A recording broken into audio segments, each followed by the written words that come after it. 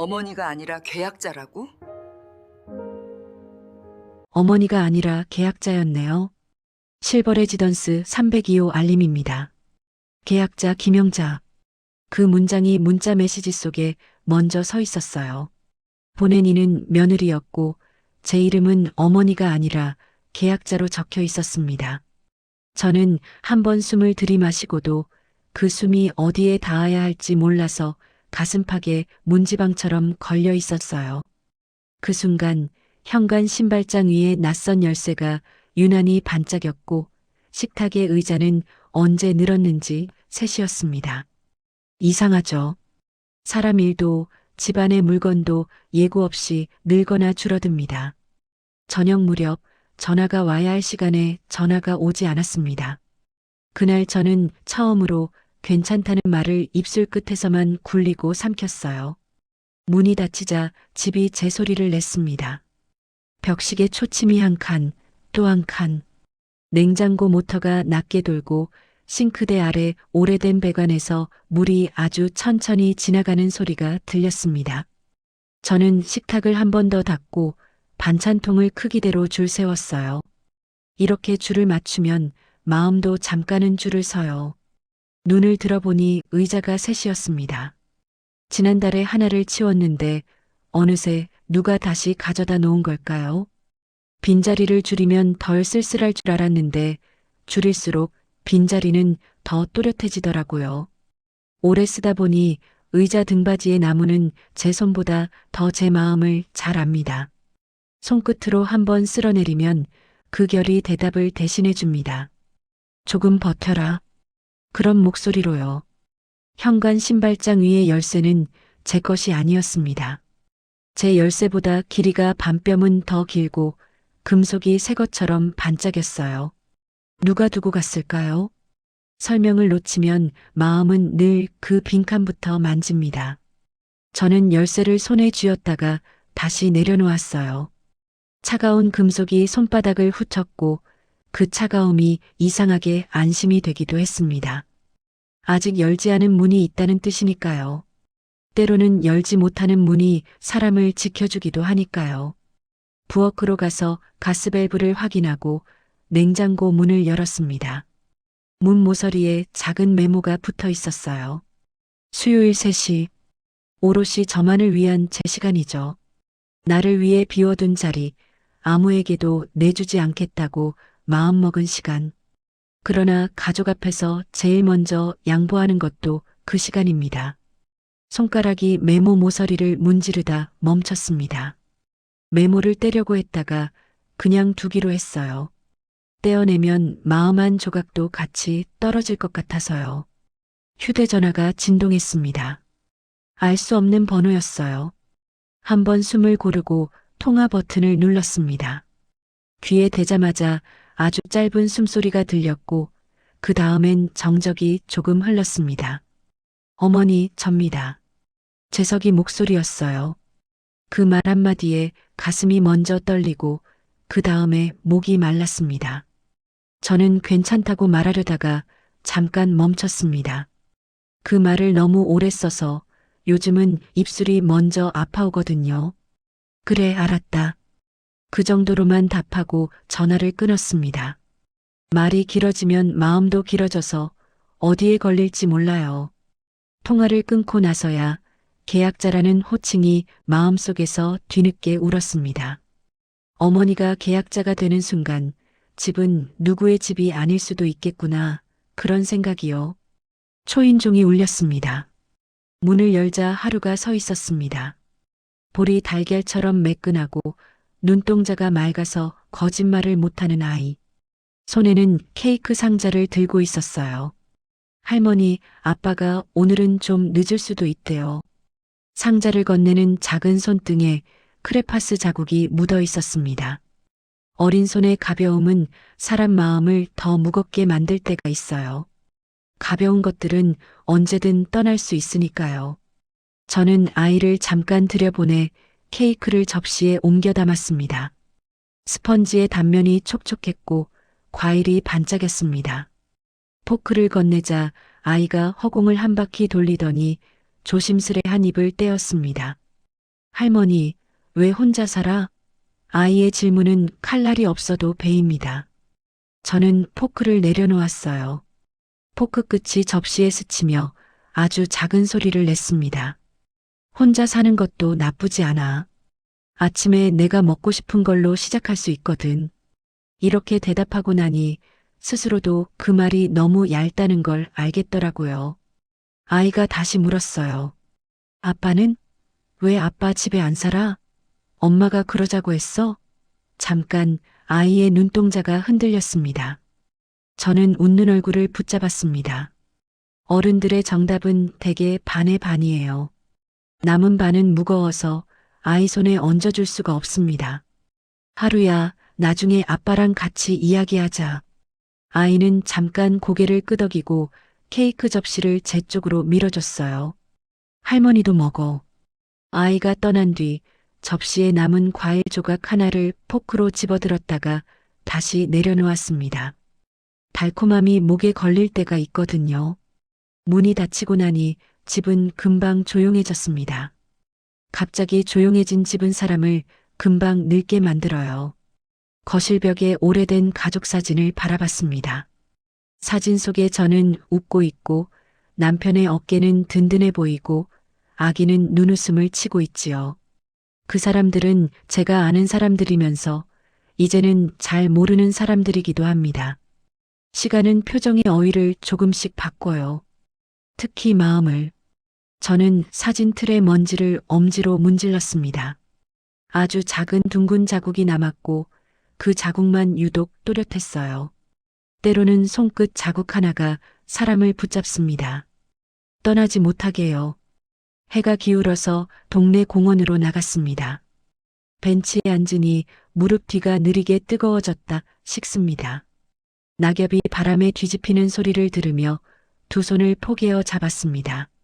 얇은 피부 아래 혈관이 살짝 도드라졌고 그 위로 바람이 스쳤습니다. 괜찮다는 말은 누군가에게 보내는 신호 같지만 사실은 제가 저에게 보내는 구조 요청이에요. 그 말을 할수록 내 쪽으로 구조선이 한 발 다가오길 바라는 마음. 그러나 구조선은 되게 늦게 오지요. 그러니까 우리는 버티는 법부터 먼저 배웠는지도 모릅니다. 집으로 돌아오는 길, 현관 위에 낯선 열쇠가 다시 눈에 들어왔습니다. 손에 쥐고 문에 넣어봤죠. 돌아가지 않았습니다. 헛바퀴 도는 느낌, 짧은 허탈함. 그런데 이상하게도 안심이 됐어요. 이 열쇠는 이 집의 문을 열지 못하니 최소한 오늘의 저를 바깥으로 밀어내진 않겠구나.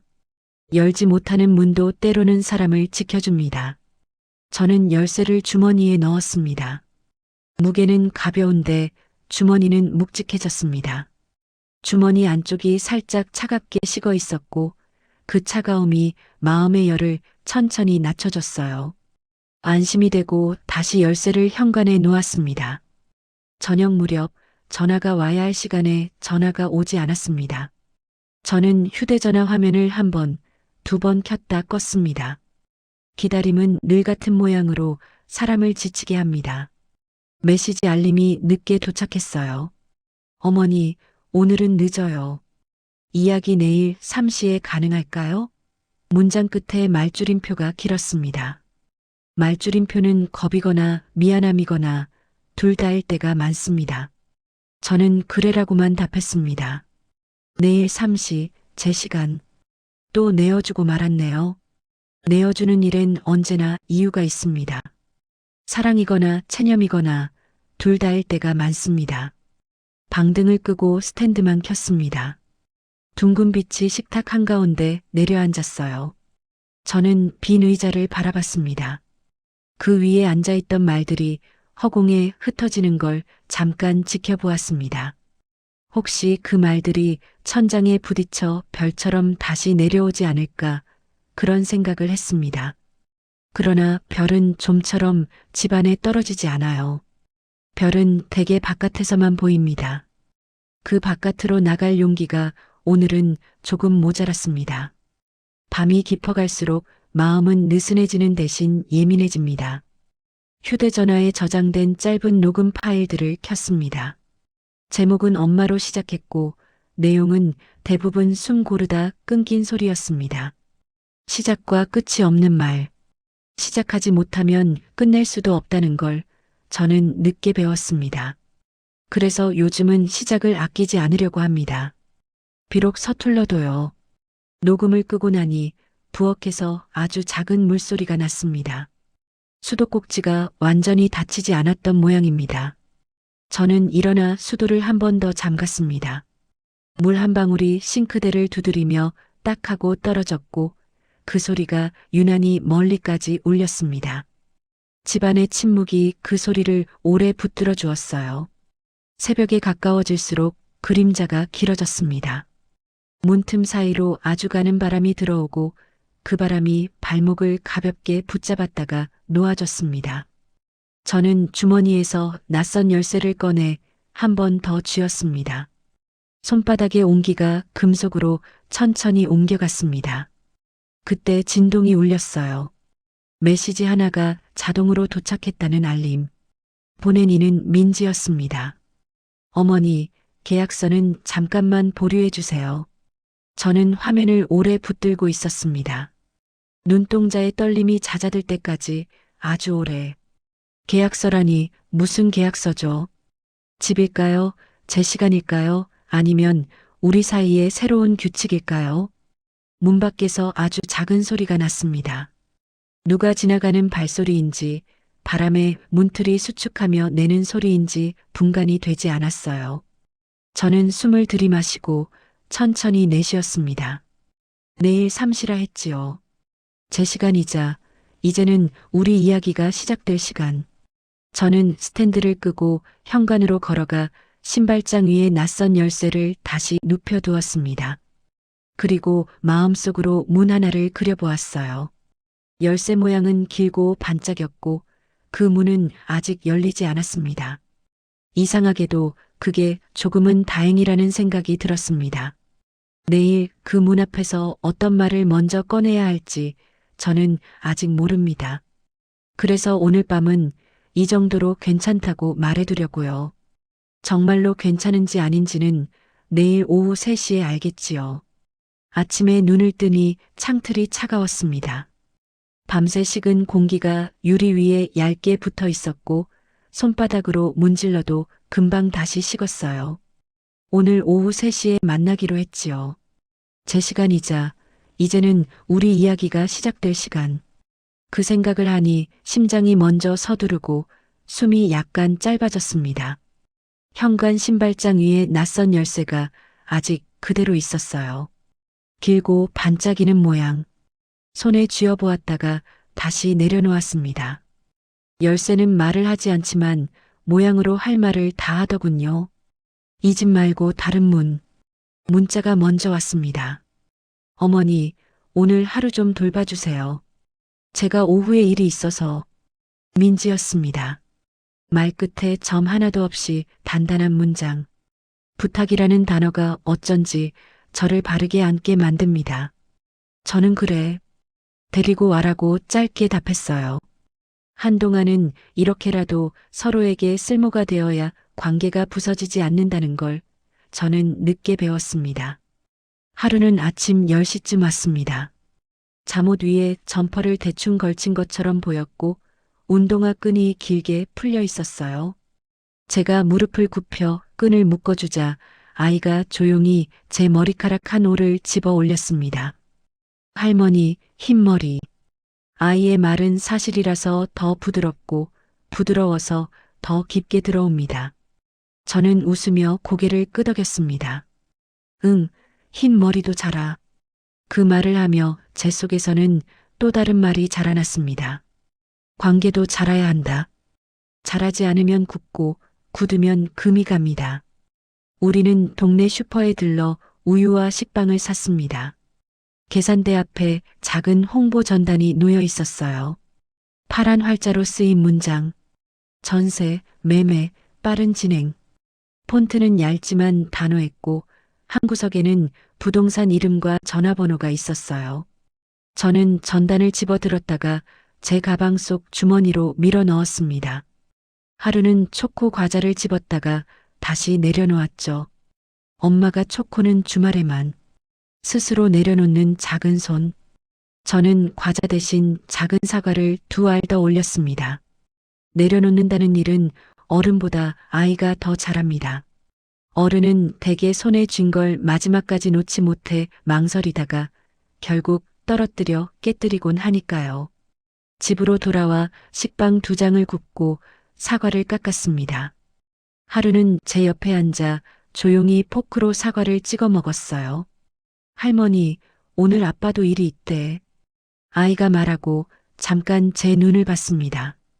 저는 아이의 눈에서 민지의 말투를 떠올렸어요. 단단한 문장, 말끝에 점 하나 없는 문장. 그래, 어른들은 일이 많지. 제가 그렇게 말하자 아이가 고개를 끄덕이며 덧붙였습니다. 아빠가 말했어.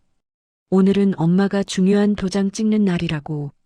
포크가 접시에 닿으며 작은 금속 소리가 났습니다. 저는 그 소리를 오래 들었습니다. 중요한 도장? 아이의 말은 또렷했지만 그 말의 그림자는 제 마음에서 길어졌습니다. 설거지를 마치고 난 뒤 우리는 잠깐 낮잠을 잤습니다. 아이는 금방 깊은 잠에 들었고 저는 그 옆에서 얕게 눈을 감았다 떴다 했어요. 선잠에서는 늘 지나간 일들이 먼저 떠오릅니다. 첫 명절, 첫 소개, 첫 부탁, 말과 말 사이의 정적, 그리고 그 정적보다 더 긴 시선. 저는 그 시선 속에서 제가 작아졌던 순간들을 기억하며 이불 끝을 손가락으로 꼭 쥐었습니다. 작은 주름이 손바닥에 남았고 그 주름을 펴느라 손등을 천천히 문질렀습니다. 주름은 펴지지 않았습니다. 마음의 주름도요. 문자가 또 왔습니다. 어머니, 혹시 등기우편 오면 사진 찍어 보내주세요. 등기우편? 저는 소리가 없는 단어들이 제일 시끄럽다는 걸 그때 알았습니다. 등기우편, 도장, 보류. 세 단어가 머릿속에서 서로를 잡아당겼습니다. 저는 응이라고만 답을 보냈어요. 말이 길어지면 오해가 붙고 오해가 붙으면 말이 더 길어집니다. 하루가 깨어나자 놀이터에 나갔습니다. 햇빛이 모래바닥에 내려앉아 작은 별처럼 반짝였어요. 아이가 미끄럼틀을 내려오다 말고 뒤를 돌아봤습니다. 할머니, 우리 집은 왜 이사가? 묻는 동안 아이의 눈동자가 1번 흔들렸고 제 마음은 2번 흔들렸습니다. 누가 그러디? 제가 묻자 아이는 어깨를 으쓱했어요. 엄마 전화. 아빠한테 말하는 거 들었어. 날짜는 다음 주가 나아 했어. 날짜. 다음 주.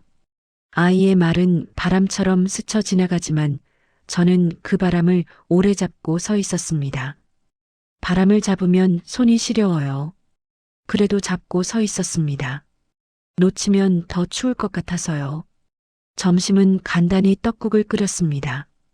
대파를 송송 썰어 넣자 국물이 잠깐 맑아졌다 다시 흐려졌어요. 국그릇을 식탁 위에 놓는데 의자가 넷으로 보였습니다. 순간 눈을 비볐습니다. 분명 셋이었는데 넷처럼 보였어요. 빛의 농담 때문인지 마음이 만든 착시인지 알 수 없었습니다.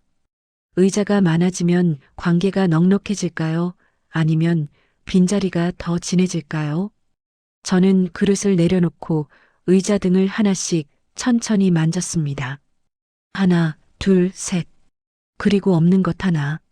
없는 것을 셉니다. 사람들은 가끔 없는 것을 셉니다. 셀수록 더 선명해집니다. 식사를 마치고 설거지를 하는데 초인종이 울렸습니다. 아이가 먼저 뛰어가 문을 열려 하기에 저는 재빨리 앞서 손잡이를 잡았습니다. 문틈 사이로 파란 띠가 보였고 등기우편 봉투가 제 손에 건네졌습니다. 발신인은 구청이었고 봉투 오른쪽 아래 작게 등기라고 찍혀 있었습니다. 저는 봉투를 식탁 위에 올려두고 아이에게 먼저 블록 장난감을 꺼내 주었어요. 아이는 금방 블록으로 탑을 세우기 시작했습니다. 탑은 금방 무너지고 다시 세워졌습니다. 무너질 걸 알면서도 세우는 일 아이는 싫어하지 않았습니다. 어른은 무너뜨리지 않으려고 세우다가 결국 무너지는 걸 더 무서워합니다. 봉투를 열자 얇은 종이 2장이 나왔습니다. 부동산 실거래 신고 필증정정 요청이라는 제목, 그리고 맨 아래 제 이름 옆에 쓰인 단어, 계약자. 2번째 장에는 인감증명서 제출 안내와 날인 예정일 수요일 1,500이 적혀 있었습니다. 수요일 3시, 냉장고 메모와 같은 시각. 저는 잠깐 숨이 어긋났습니다. 제 시간과 그들의 시간이 같은 곳을 가리키고 있었습니다. 같은 시각, 다른 뜻. 사진을 찍어 보내달라 했지요. 저는 손을 들어 휴대전화 카메라를 켰다가 손을 잠깐 내렸습니다. 사진은 증거가 되고 증거는 말보다 오래 갑니다. 오래 가는 것들은 조심해야 합니다. 그래도 결국 사진을 찍었습니다.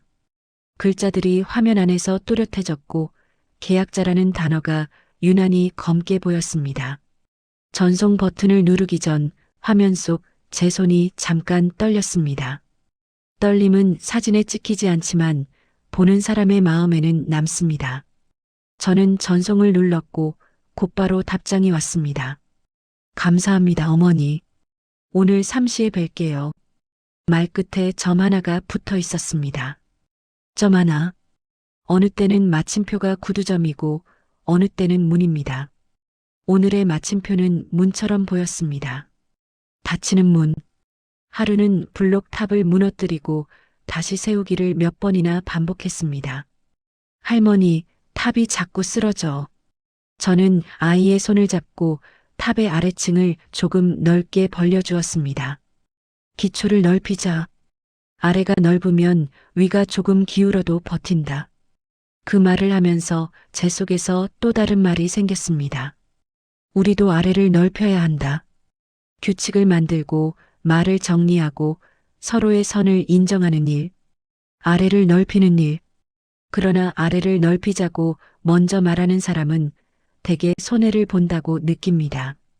그래서 아무도 먼저 말하지 않지요. 그럼에도 누군가 먼저 말해야 합니다. 무너지지 않으려면. 2시가 넘자 민지가 도착했습니다. 현관에서 아이를 데려가며 짧게 인사했습니다. 감사해요, 어머니. 말끝은 예의 바르고 눈빛은 바쁘고 손등은 차가웠습니다. 아이가 제 쪽을 돌아보며 손을 흔들었고 저는 손을 천천히 들어 올렸습니다. 문이 닫히고 복도의 발자국 소리가 사라질 때까지 저는 그 자리에서 조금 더 서 있었습니다. 문이 닫히는 소리는 언제나 마음의 어떤 문을 같이 닫습니다. 조심하지 않으면 영영 다시 열지 못할 때도 있어요. 시계를 보니 12분이 남아 있었습니다. 저는 천천히 구두를 신었습니다. 걸을 때마다 오른쪽 구두의 앞코가 아주 조금 닳았다는 걸 오늘 처음 알았습니다. 오래 신은 신발의 앞은 언제나 먼저 닳지요. 오래 미룬 마음도 그렇습니다. 현관 신발장 위에 낯선 열쇠를 바라보았습니다. 그 열쇠는 오늘도 이 집의 문을 열지 못하겠지만 다른 문을 열지도 모르지요. 저는 열쇠를 주머니에 넣었다가 다시 꺼내 신발장 위에 눕혀두었습니다. 오늘은 빈손으로 가야겠다는 생각이 들었습니다. 빈손으로 가야 2손으로 받을 수 있으니까요. 엘리베이터 거울 속에서 제가 한번 고개를 숙였고 다시 들었습니다. 거울 속에 저는 제 나이보다 조금 더 피곤해 보였고 눈가에 작은 강이 하나 더 생겨 있었습니다. 강은 흐르기 시작하면 쉽게 길을 바꾸지 않습니다. 마음의 강도 그렇습니다. 저는 그 강을 거슬러 올라가듯 천천히 1층으로 내려갔습니다. 바깥 공기가 생각보다 따뜻했어요. 골목을 지나 큰 길로 나가는데 상가 유리문에 붙은 전단지가 눈에 들어왔습니다. 습기 때문에 가장자리가 들떠 있었고 가운데 큼직하게 부동산 상호가 박혀 있었어요. 전화번호 끝자리가 제 휴대전화의 마지막 4자리와 비슷했습니다. 사람은 비슷한 숫자에 더 오래 머뭅니다. 저는 전단지 앞에서 한번 멈췄다가 다시 걸었습니다. 머릿속에서는 문장이 정리되지 않았고 심장은 정리된 속도로만 뛰었습니다. 일정하고 포기하지 않는 속도, 살아있는 몸의 기본 동작, 약속 장소의 문을 밀자 차가운 공기가 먼저 나왔습니다. 작은 테이블, 물컵, 창가의 화분. 자리에 앉아 손을 무릎 위에 올려놓았습니다. 3시가 되기까지 7분. 그 7분이 유난히 길었습니다. 길게 늘어진 분은 사람을 시험합니다. 기다림의 모양이 사람의 모양을 드러내지요. 저는 시계를 보지 않으려 했습니다. 시계를 보면 시간이 느려지고 느려진 시간 속에서는 마음이 더 크게 들려요. 문이 열렸습니다. 먼저 들어온 건 낯익은 향수 냄새였어요. 이어서 발자국 소리, 그리고 아주 작은 서류 봉투가 테이블 위에 내려앉는 소리. 저는 고개를 들었습니다. 눈과 눈이 마주쳤고 서로의 눈빛 뒤에 있는 단어들이 한꺼번에 밀려 나왔습니다. 미안함, 변명, 설명, 그리고 결심. 그 사람이 조용히 말했습니다. 어머니. 그리고 한 박자 쉬어 이어 말했지요. 오늘 계약을 잠시 멈춰도 될까요? 저는 대답을 하지 않았습니다. 말을 하면 이 순간의 모양이 바뀔 것 같아서요. 대신 손을 천천히 포개고 서류 봉투의 가장자리를 바라보았습니다. 봉투 모서리가 아주 미세하게 접혀 있었습니다. 누군가 주머니 속에서 여러 번 만지작거렸겠지요. 망설임의 모양. 그때 제 휴대전화가 테이블 위에서 진동했습니다.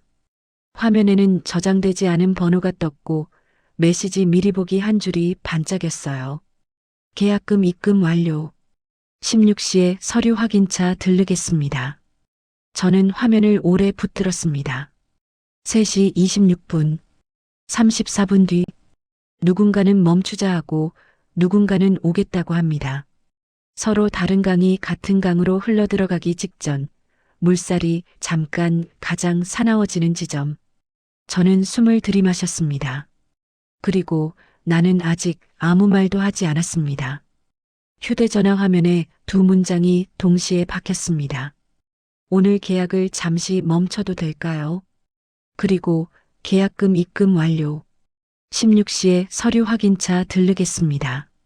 멈추자는 말과 이미 진행됐다는 알림. 한쪽은 브레이크, 한쪽은 엑셀.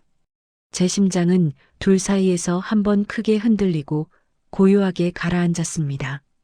가라앉는 동안 저는 아무 말도 하지 않았어요. 말이 시작되는 순간 무언가 되돌릴 수 없게 바뀔까 봐요. 재석은 제 앞에서 오래 고개를 숙이고 있었어요.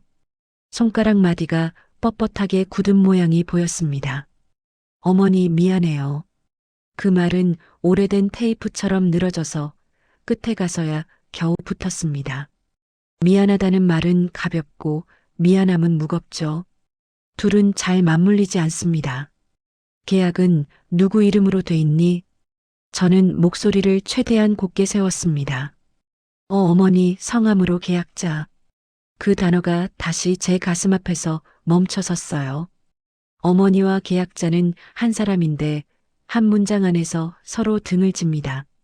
부드러움과 단단함이 한 몸 안에서 부딪히면 사람은 잠깐 말을 잃어요. 내가 멈춘다 했고 문자는 진행한다 하더라. 재석은 입술을 깨물었습니다. 민지가 오늘 도장을 찍어야 한다고. 날짜를 미뤘다가 집주인 쪽이 계약금을 올리겠다는 이야기를 해서 제가 제대로 확인을 못했어요. 제 눈앞에 얇은 종이가 한 장 떠다녔습니다. 날인 예정일 수요일 3시. 제 시간. 내줄 수 있는 것과 내줄 수 없는 것의 경계. 경계는 대개 보이지 않는 데 있습니다. 보이지 않아서 쉽게 넘어갑니다. 도장을 찍으면 말이 달라지지. 제가 말하자 재석이 고개를 들었습니다. 그 눈빛에는 변명도 사과도 두려움도 섞여 있었어요. 오늘 멈추게 해볼게요. 제가 얘기할게요. 그래. 내가 얘기해라. 짧게 말해놓고 저는 손을 무릎 위에서 떼지 못했습니다. 무릎 아래로 뜨거움이 내려가다 말고 멈췄어요. 멈춘 뜨거움은 오래갑니다. 흘러가지 못하는 감정처럼요. 우리는 거의 말을 하지 않았습니다. 말 대신 컵에 물을 반쯤 마셨고 유리컵 가장자리에 제 립스틱 자국이 옅게 남았습니다. 흔적은 지워도 지운 자리만 더 또렷해질 때가 있어요. 자리라는 건 늘 그렇죠. 비워지면 그 실루엣이 진해집니다. 자리에서 일어나려는 순간 제 휴대전화가 다시 진동했습니다. 인감증명 발급 확인. 1600 방문 예정. 도장은 사람의 손끝에서 찍히지만 그 그림자는 사람의 마음에서 먼저 생깁니다. 저는 화면을 끄고 천천히 숨을 내쉬었어요. 재석아, 내가 앞장서라. 네, 어머니. 재석의 대답은 분명했습니다. 분명한 대답이 언제나 분명한 행동을 만든다고 믿고 싶어졌습니다. 믿고 싶은 마음은 때로 믿음보다 더 빨리 달립니다. 밖으로 나오자 바람이 얼굴을 살짝 쓸고 갔어요. 그 바람에 온기와 냉기가 섞여서 피부 위에 얇은 막을 만들었습니다. 저는 손을 코트 주머니에 넣었다가 다시 빼서 가방 안쪽을 더듬었습니다. 낯선 열쇠. 금속의 차가움이 손끝으로 옮겨오는 그 감각이 이상하게 어지럽히지 않고 가라앉혔습니다. 잠깐 저는 그 열쇠를 빛에 비춰보았습니다. 몸통 한쪽에 아주 작은 숫자가 새겨져 있었어요. 302. 숫자는 설명을 하지 않지만 설명이 되어버릴 때가 있습니다. 길을 걷다 보니 문득 오래전 한 장면이 떠올랐습니다. 첫 명절, 아침 준비로 부엌이 뜨거웠던 날. 저는 씻은 배추를 물기 털며 말했죠. 이따가 재석이 좋아하는 동태전도 부칠게. 민지는 조용히 고개를 끄덕였고 그 뒤에 아주 얇은 문장을 붙였습니다. 이번 설에는 가족끼리 여행 가요. 내년부터는 정리해서 각자. 그 순간 부엌의 증기가 한꺼번에 식는 느낌이었습니다. 저는 배추를 잠깐 더 세게 쥐었고 배춧잎이 내 손에서 약간 구겨졌어요. 가족끼리. 나는 그 가족에 포함되지 않는가. 질문은 목구멍까지만 올라왔다가 다시 내려갔어요. 대신 저는 웃으며 다르게 말했습니다. 그래, 그래도 저는 내가 붙여보자. 그날 저녁 식탁은 반듯했지만 마음은 삐뚤었습니다. 사람은 반듯한 곳에서 삐뚤어지기도 하고 삐뚤어진 곳에서 반듯해지기도 하더군요. 그날 이후로 저는 수요일 삼시를 제 시간으로 정했습니다. 아무도 손대지 않는 시간, 누구에게도 방해가 되지 않는 자리, 그 자리에 앉아 제 안의 주름을 한 줄씩 펼쳐보려 했습니다. 주름은 완전히 펴지지 않았지만 손바닥의 온기는 조금씩 넓어졌습니다. 약속 시각에 맞춰 우리는 함께 부동산 사무실로 갔습니다.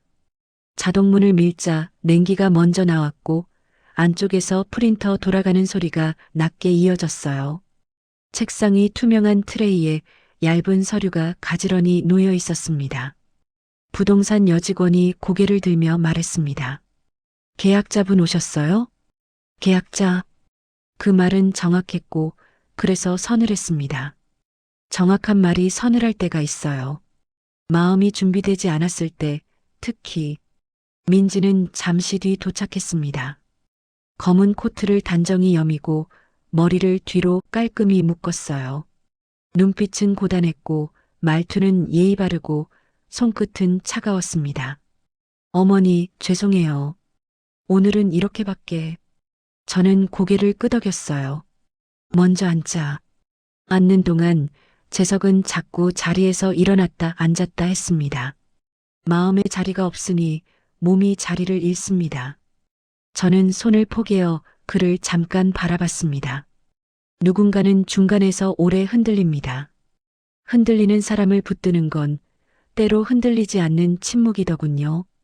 직원이 서류 한 세트를 제 앞으로 밀었습니다. 부동산 실거래 신고 필증 정정 요청. 그리고 그 아래 제 이름. 계약자. 다음 장엔 공가금명의 변경과 입주 예정 다음 주 화요일. 오른쪽 아래에는 작게 숫자가 찍혀 있었어요. 302. 저는 숨이 아주 잠깐 멈췄습니다. 주머니 속 열쇠 몸통에 새겨진 숫자와 같은 숫자. 우연일까요? 우연이 이렇게 또렷할 때는 대개 우연이 아닙니다. 직원은 투명 비닐봉투를 열어 작은 키링을 꺼냈습니다. 노란 태그에 검은 볼펜으로 쓰인 숫자 302, 그리고 열쇠 2개. 예치키입니다. 오늘 확인만 하고 다음 주에. 그 말이 끝나기도 전에 제 가방 속에서 낯선 열쇠가 마음대로 무게를 가졌습니다. 저는 조심스럽게 열쇠를 꺼내 손바닥 위에 올려놓았습니다. 금속의 차가움이 다시 손끝으로 옮겨오고 그 차가움이 이번에는 설명이 되기 시작했습니다. 이 열쇠는 이 집의 문이 아니라 어딘가 다른 문. 아마도 내가 들어가야 할 문. 민지가 제 손을 보았습니다. 눈빛이 아주 잠깐 흔들렸어요. 어머니, 그건 현관 신발장 위에 있더구나. 저는 최대한 평평한 목소리로 말했습니다. 평평한 목소리는 때로 산을 덮습니다. 직원이 말을 이었습니다. 302호는 엘리베이터 바로 옆이라 오가기 편하고요. 남양이라 햇빛이. 햇빛. 저는 그 단어에서 잠깐 발이 걸렸습니다. 햇빛이 좋은 집. 좋죠. 그런데 좋은 집이 내 집이 아닐 때 그 햇빛은 어디에 닿을까요? 햇빛은 방향을 잃지 않지만 사람은 방향을 잃습니다. 재석이 손을 들었습니다. 잠깐만요. 오늘은 확인만 하고 절차는 멈춥시다. 민지는 조용히 그 옆에서 손끝을 깍지 껴주었습니다. 서로 다른 방향의 긴장이 같은 테이블 위에서 만났습니다. 만나는 동안 저는 아무 말도 하지 않았어요. 말 대신 주머니에서 작은 종이 쪽지를 꺼냈습니다. 수요일 3시라고 적힌 냉장고 메모를 무의식 중에 접어 가방에 넣어왔던 모양입니다. 쪽지를 책상 위에 올려놓고 저는 그 시간을 천천히 바라봤습니다. 내 시간과 그들의 시간이 같은 숫자를 가리킵니다. 같은 숫자는 꼭 같은 뜻을 가지진 않죠. 숫자는 방향이 없고 시간은 사람마다 다른 방향으로 흐르니까요. 그때 제 휴대전화가 또렷하게 울렸습니다. 수신 차단되어 있던 번호. 화면에는 단 한 줄의 문자. 계약자님, 16시 방문 가능하십니까? 실버 레지던스 안내 데스크입니다. 실버. 저는 그 단어를 눈으로 한 번 더 읽었습니다. 나이가 이름이 되는 곳. 이름이 방의 호수가 되는 곳. 재석이 제 얼굴을 보며 낮게 말했죠. 어머니, 그건 편할 거예요. 병원도 가깝고 식당도 있고. 말을 잇는 동안 그의 얼굴에서 아이 같던 부분이 아주 잠깐 보였습니다. 사람은 자기의 두려움을 설명할 때 아이가 됩니다. 아이가 되는 얼굴 앞에서 저는 쉽게 화를 낼 수 없습니다. 나는 아직 내 밥을 내가 해먹을 수 있어. 제가 말하자 민지가 눈을 감았다 뜨며 숨을 길게 내쉬었습니다. 알아요, 어머니. 그래서 더 늦기 전에 준비. 우리는 늘 준비를 말하지만 정작 데뷔하는 건 마음이 아니라 서류입니다. 데뷔가 먼저가 되면 마음은 뒤에 오고 뒤에 오는 마음은 도착이 늦습니다. 늦게 도착한 마음은 자리를 잃습니다. 저는 조용히 키링의 302를 손끝으로 눌러보았습니다. 숫자는 눌리지 않았고 제 손끝만 조금 빨개졌습니다. 그 순간 사무실 문이 열리며 두 사람이 들어왔어요. 검은 서류 가방을 든 중년 남자와 낯익은 코트를 입은 젊은 여자가 함께. 직원이 벌떡 일어나 인사했습니다. 아, 오셨네요. 매수인분들. 매수인. 제 혀끝 뒤쪽이 잠깐 말라붙었습니다. 누구든 들어와 앉으면 누군가는 일어나 나가야 하는 자리. 자리는 늘 그런 원리로 움직입니다. 젊은 여자가 제 쪽을 보고 아주 공손히 고개를 숙였습니다. 실례합니다. 혹시 열쇠 확인 먼저 가능할까요? 직원이 들고 있던 키링을 여자가 받아들더니 손톱으로 302를 톡톡 두드렸습니다. 그 소리가 제 주머니에서 막 꺼낸 낯선 열쇠의 금속성과 똑같이 울렸습니다. 같은 금속, 같은 번호, 같은 소리. 저는 제 열쇠를 조용히 테이블 위에 올려놓았습니다. 직원의 눈동자가 살짝 커졌어요. 이건 어디서? 우리 현관 신발장 위에 놓여 있더구나. 제가 대신 답했습니다. 순간 테이블 위 공기가 아주 얇아졌습니다. 얇은 공기는 사소한 소리도 먼 데까지 데려갑니다. 누군가의 숨 고르는 소리, 종이 모서리가 책상에 스치는 소리, 볼펜 클릭 소리 그리고 누군가가 더 한 개의 열쇠를 꺼내는 소리. 그건 민지였습니다. 그녀는 가방에서 똑같은 열쇠 하나를 더 꺼내 제 열쇠 옆에 조심스럽게 놓았습니다. 어머니 혹시 이게 더 편하실까 해서. 예비키예요. 필요 없으면. 그 말이 끝나기 전에 자동문 센서가 다시 울렸습니다. 문이 열리고 누군가 서 있었습니다. 내가 아주 오래전에 떠나보낸 사람. 회색 머리를 짧게 다듬고 하늘색 와이셔츠 소매를 2번 접은 그 사람이 문턱에서 잠깐 멈추고 저를 보았습니다. 오래 기다렸지. 그의 목소리는 낮고 오래 비워둔 방처럼 약간 울렸습니다. 제가 손바닥에 올려놓은 302 숫자가 그 순간 아주 또렷해졌습니다. 그가 들고 있는 봉투 위에도 같은 숫자가 찍혀 있었거든요. 그 사람이 봉투를 제 앞에 내려놓았을 때 저는 먼저 그의 눈을 봤습니다. 오래 비워둔 방처럼 울림이 남는 눈빛이었어요. 봉투 위엔 숫자 302가 찍혀 있었고 봉투 가장자리는 주머니 속에서 여러 번 만지작거린 사람의 습관을 품고 있었습니다. 오늘은 그가 말했습니다. 내가 들어가겠다. 302는 나한테 주게. 잠깐 제 심장이 한 칸 내려앉았다. 다시 제자리로 돌아왔습니다. 집을 팔지 말자고, 그래서 내가 들어가겠다고 그 말의 무게가 테이블을 조금 내려앉히는 것 같았습니다.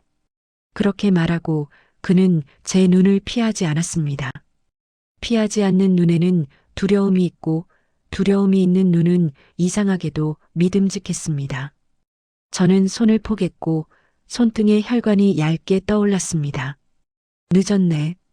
입 밖으로 나온 건 그 말뿐이었어요. 미움보다 먼저 나온 말이었습니다. 미움은 오래 품으면 쓴내가 나고 그 쓴내는 말을 망칩니다. 오늘은 말을 망치고 싶지 않았습니다. 재석이 우리 사이를 번갈아 보다가 의자에서 반발 정도 몸을 들었다 내렸습니다. 아버지 지금 그게 무슨. 그는 아들의 말을 잘랐습니다. 내가 제일 먼저 했어야 했던 일을 지금 하겠다. 짧은 말. 오래 준비한 사람의 말투였습니다. 사람은 가끔 늦게 오는 대신 단단하게 옵니다. 민지는 손끝을 깍지 끼고 조용히 숨을 길게 내쉬었습니다. 어머니를 생각해서. 그래. 어머니인데 그가 제 쪽으로 고개를 돌렸습니다. 내가 그 이름을 너무 오래 잊고 살았다. 그 말이 테이블 위에 놓인 키링의 숫자 302와 겹쳐졌습니다. 잊고 살았던 이름, 준비된 방, 그리고 아직 열지 않은 문. 낯선 열쇠는 갑자기 익숙한 모양이 되었습니다. 그가 열어야 할 문. 직원이 조심스럽게 말을 이었습니다. 계약자 변경은 가능하긴 합니다. 다만 오늘 16시에 매수인 쪽 잔금 확인 일정이 있고 기존 서류에 계약자 표기와 인감 예정 시간이. 그 인감 제가 힘을 주어 말했습니다. 내가 찍지 않았습니다. 직원은 고개를 끄덕였습니다. 네, 그래서 예정 상태입니다. 예정이라는 단어는 늘 사람을 붙잡습니다. 아직 결정되지 않았다는 의미가 사람을 잠깐 늦추게 만들죠. 늦출 수 있다면 살릴 수도 있습니다. 그가 봉투를 열어 보였습니다. 예치금 영수증, 입주 안내서, 그리고 계약자 변경 요청서. 요청서 맨 아래 줄에 그의 이름이 새까맣게 쓰여 있었고 빈 칸 하나가 남아 있었습니다. 서명 칸. 그는 펜을 꺼내면서도 제 얼굴을 봤습니다. 허락해주면 오늘은 내가 찍을게. 어머니의 집은 여기가 아니라 그 집이다. 그 순간 가슴 안쪽이 아주 조용해졌습니다. 소리가 다 멀어지고 숨만 남는 순간이 있습니다. 숨이 남으면 사람은 다시 생각을 시작합니다. 재석아, 제가 아들을 불렀습니다. 내가 오늘 해야 하는 말이 있다면 지금 해라. 그는 입술을 다물었다가 한 번 풀었습니다. 아버지, 어머니 미안합니다. 말끝이 작았지만 말 안에는 물기가 있었습니다. 물기가 있는 미안함은 대개 진짜입니다. 민지는 고개를 숙인 채 말했습니다. 어머니, 저는 준비가 필요하다고 생각했어요. 급한 일이 생기면 누가 와서 밥을 하죠. 약은 누가 챙기죠. 밤에 갑자기 아프면. 그게 두려웠구나. 제가 대신 정리해 주었습니다. 두려움의 이름을 불러주면 두려움은 안 씁니다. 앉은 두려움은 조금 덜 사납습니다. 직원이 우리 표정을 보고 다시 안내를 이어갔습니다. 그럼 302는 어르신 남편 성함으로 변경 접수하고 기존 주택 매매는 오늘은 확인만 마이너스. 말을 채 끝내지 못했습니다. 자동문 쪽에서 바람이 한 번 들어왔고 처음 본 중년 부부가 들어왔습니다. 검은 서류 가방을 든 남자와 깔끔한 트렌치 코트를 입은 여자. 직원이 급히 일어나 인사했습니다. 아, 매수인분들 오셨습니다. 자리의 공기가 아주 얇아졌습니다. 얇아진 공기엔 작은 소리도 멀리 갑니다.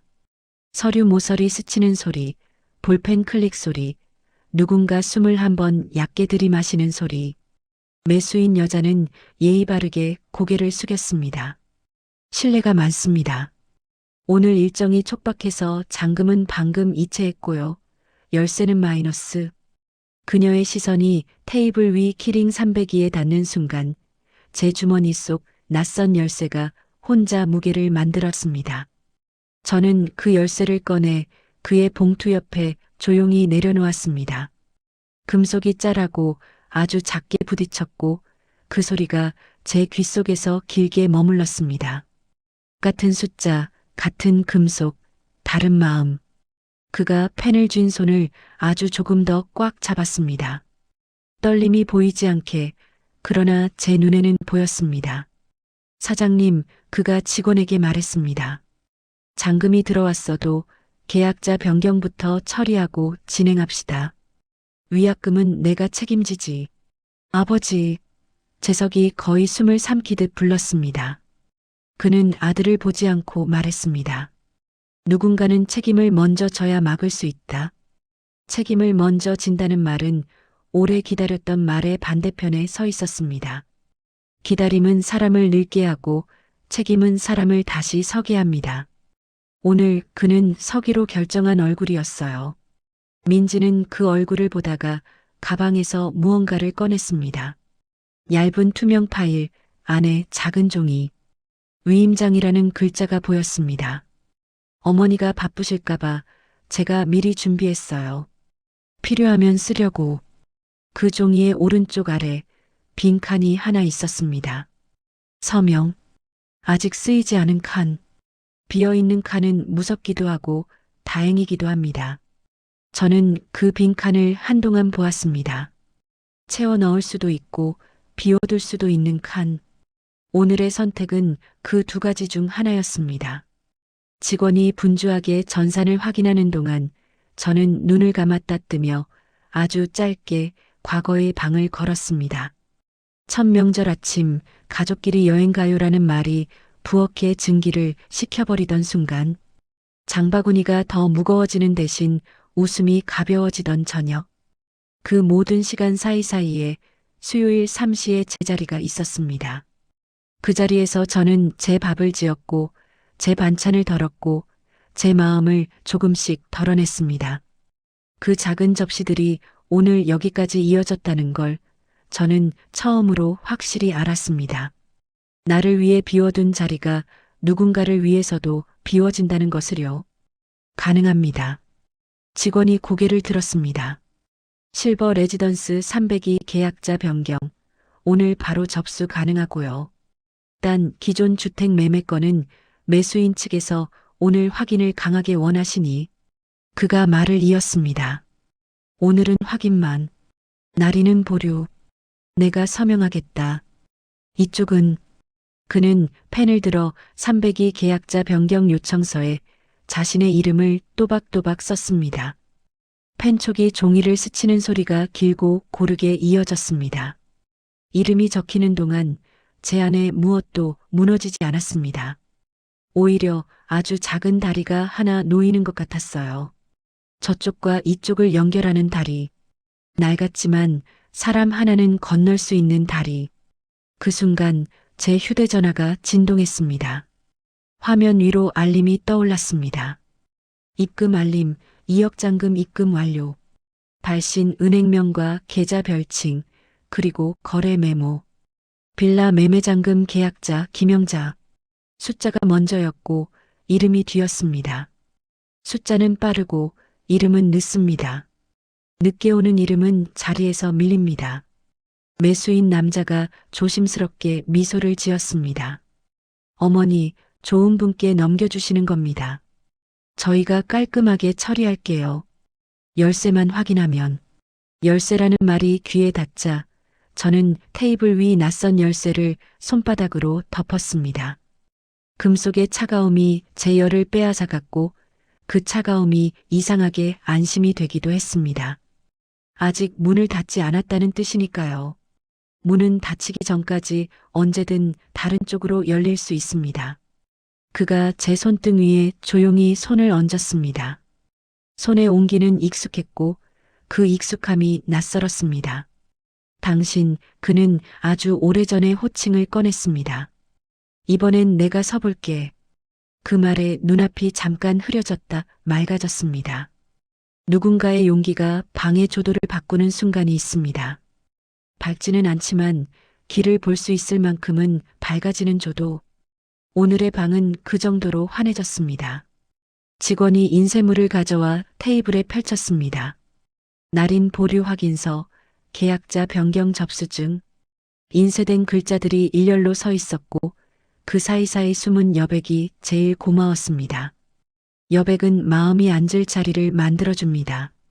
그때 자동문이 다시 열렸습니다. 또 다른 누군가가 서 있었습니다.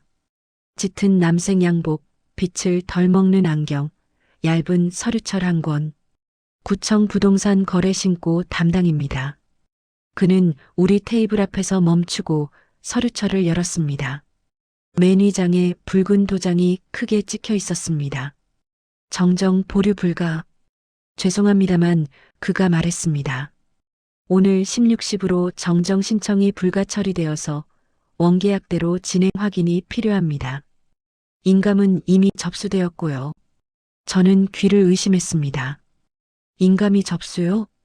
그는 서류철을 돌려 보여주었습니다. 맨 아래줄, 보라색 잉크가 어지럽게 번진 도장 하나. 그리고 낯익은 글씨로 적힌 세 글자. 내 이름. 붉은 도장이 번진 서류 위에 내 이름이 있었습니다. 본인 접수요. 구청 직원의 말은 짧았고 짧아서 더 멀리 박혔습니다. 잠깐 제 손에서 온기가 빠져나갔어요. 도장은 종이에 찍히지만 흔적은 사람의 안쪽에 먼저 남아요. 제가 여기 온 적이 없습니다. 제 목소리가 제 것 같지 않았습니다. 직원은 차분하게 장수를 넘기며 말했어요. 오늘 접수는 아니고요. 사전 발급이인 묶음이 지난달에 접수돼 있습니다. 오늘은 정정 보류 불가로 표시가 떴고요. 지난달 제 머릿속에서 얇은 종이 한 장이 저 혼자 뒤집혔습니다. 병원 환급 서류 때문에 민지가 들고 온 투명 파일. 주소 연락처 몇 칸을 채우고 서명 칸에 이름을 썼죠. 칸 사이에 빈칸이 많았고 저는 말했습니다. 이런 건 빈칸 채워서 다시 가져와. 민지는 고개를 끄덕였고 그날 저는 그 파일을 더 들여다보지 않았습니다. 빈칸을 믿었던 쪽은 저였어요. 어머니. 민지가 아주 조용히 제 옆에 섰습니다. 그때 의료비 환급이랑 실버 레지던스 대기 등록을 같이 넣었어요. 어머니가 늘 나중에 혼자 살 수 있으면 하셔서 말끝이 떨렸고 떨림은 금방 숨에 숨어버렸습니다. 떨리는 사람을 미워하기는 쉽지 않아요. 하지만 떨림이 만든 결과는 이렇게 단단했습니다. 서류는 떨지 않으니까요. 그가 단호하게 말을 끊었습니다. 어쨌든 오늘 바꾸자.